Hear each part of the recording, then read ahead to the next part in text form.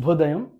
క్రీస్తునందు ప్రియమైన దేవుని బిడ్డలారా, మన రక్షకుడైన యేసుక్రీస్తు వారి యొక్క పరిశుద్ధ నామములో మీ అందరికీ ఉదయకాల శుభాలు తెలియజేస్తూ 29th డిసెంబర్లో మరి ఉదయకాల సమయంలో వీక్ ప్రారంభ దినంలో దేవుని యొక్క స్వరమైనటువంటి కృపను దేవుడు మన అందరికి దయచేయటను బట్టి మరి దేవునికి మనం ఎంతగానో కృతజ్ఞతలు చెల్లించాల్సిన వారిగా ఉన్నాం.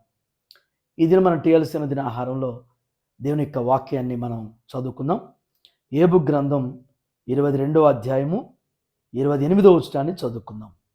మరియు నీవు దేనినైనా యోచన చేయగా అది నీకు స్థిరపరచబడును, నీ మార్గముల మీద వెలుగు ప్రకాశించును. దేని బిడ్డలారా, ఉదయకాల సమయంలో రెండు శ్రేష్టమైనటువంటి తలంపుల ద్వారా దేవుడు మనతో మాట్లాడుతున్నారు. మొదటి తలంపు ఏంటంటే, నీవు దేనినైనాను యోచన చేయగా అది నీకు స్థిరపరచబడును. మన దేవుడు సర్వంతర్యామి, మన యొక్క హృదయ ఆలోచనలను ఎరిగినటువంటి వారు. మన యొక్క జీవితంలో మరి మనం ఎలాంటి ఆలోచనలు కలిగి ఉంటున్నామో, ఎలాంటి ప్రణాళికలు కలిగి ఉంటున్నామో వాటన్నిటిని కూడా ఎరిగి స్థిరపరిచేటువంటి వారు. దేవుడు మన పట్ల మన యొక్క యోచనలన్నిటిని స్థిరపరిచి వాటిని క్రమబద్ధకంగా మన జీవితంలో వాటిని నెరవేరుస్తాడు. స్థిరపరచబడినటువంటి ప్రతి యోచన, ప్రతి ఆలోచన కూడా తగిన కాలంలో దేవుడు ఖచ్చితంగా వాటిని మన పట్ల నెరవేరుస్తాడు. చాలాసార్లు అనుకుంటాం, మన యొక్క ఆలోచనలన్నీ కూడా నిరర్ధకం అయిపోతున్నాయి, మన ఆశయం అంతా కూడా ఏమాత్రం కూడా ప్రయోజనం లేకుండానే, ఫలితం లేకుండానే ఉండిపోతుంది అనుకుంటాం. కానీ దేవుడు ఎరిగి ఉన్నాడు, దేవుడు వాటిని స్థిరపరిచున్నాడు, వాటిని దేవుడు నెరవేరుస్తాడు. రెండవ తలంపును మనం గమనించినట్లయితే, నీ మార్గముల మీద వెలుగు ప్రకాశించును అంటున్నారు.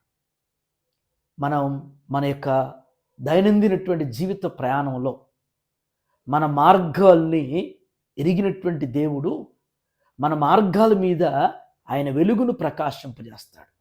ఎందుకంటే మన కాపరి మన ముందు నడుస్తున్నాడు, మన కాపరి మనకు తోడై ఉన్నాడు.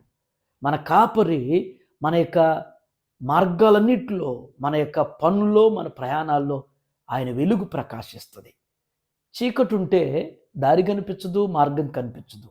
కానీ దేవుని యొక్క వెలుగు మన మీద ప్రకాశించడం ద్వారా మనం వెలుగుతూ ఉంటాం. మన యొక్క పనులన్నీ కూడా వెలుగు సంబంధంగా ముందుకు సాగేటువంటి రీతిలో దేవుడు నడిపిస్తున్నాడు. కాబట్టి ఈ ఉదయకాల సమయంలో మరి దేవుడు ఈ సంవత్సర మరి ముగింపు కాలాల్లో దేవుడు మనకి జ్ఞాపకం చేస్తున్నటువంటి మన యోచనలు స్థిరపరచబోతున్నాడు. మన యొక్క మార్గాల మీద ఆయన వెలుగును మరి ప్రకాశింపజేసి ప్రకాశమానమైనటువంటి స్థితిని దేవుడు మనకు అనుగ్రహించడానికి సంసిద్ధుడిగా మన పట్ల మన దేవుడు నెరవేర్చుటకు యోగ్యుడై ఉన్నాడు. ఈ మాటలు మన జీవితంలో దేవుడు స్థిరపరచును గాక. ఆమేన్. ఈ దిన మన యొక్క క్వశ్చన్ ఏంటంటే, నిజమైనటువంటి వెలుగు ఎవరు? నూతన నిబంధన ప్రకారం నిజమైనటువంటి వెలుగు యోహాను మరి తను పరిచయం చేసిన నిజమైనటువంటి వెలుగును గురించి, ఆ వెలుగు ఎవరు అనేటువంటిది మరి మీరు మన యొక్క కామెంట్ బాక్స్లో పోస్ట్ చేయాల్సింది మనం చేస్తున్నాం. ప్రార్థన చేసుకుందాం. ప్రేమ కలిగిన తండ్రి, కృప కలిగిన నాయన, మీకు వందనాలు. ఈ ఉదయం నాయన, వీకు ప్రారంభ దినంలో శ్రేష్టమైనటువంటి తలంపుల ద్వారా మాతో మీరు మాట్లాడినందుకు వందనాలు. మా యోచనలు స్థిరపరుస్తాన్ని సెలవిచ్చావు నాయన. ఈ ఉదయం నా తండ్రి, మీ బిడ్డలు అయ్యా మరి ఎందరైతే నా ప్రభా వారి యొక్క ఆలోచనలు ఏంటో, వారి ఆశయాలు ఏంటో, వారి యొక్క ఉద్దేశాలు ఏంటో ఎరిగి వాటిని స్థిరపరచుతూ నెరవేర్చుతున్నటువంటి మా దైవమ మీకు వందనాలు చెల్లిస్తున్నాం. దేవా, మా మార్గాల మీద వెలుగును ప్రకాశింపజేస్తానని సెలవిచ్చారు.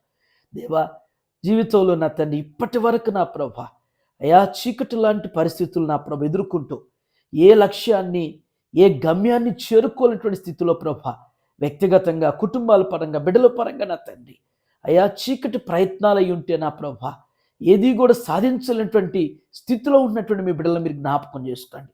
దేవా, వారి జీవితాల మీద, వారి యొక్క పనుల మీద, వారి మార్గాల మీద నాయన మీ వెలుగును ప్రకాశింపు చేసిన తండ్రి వారి విజయులై వర్ధిల్లుటకు నాయన మీ కృప దయచేస్తూ సహాయించండి.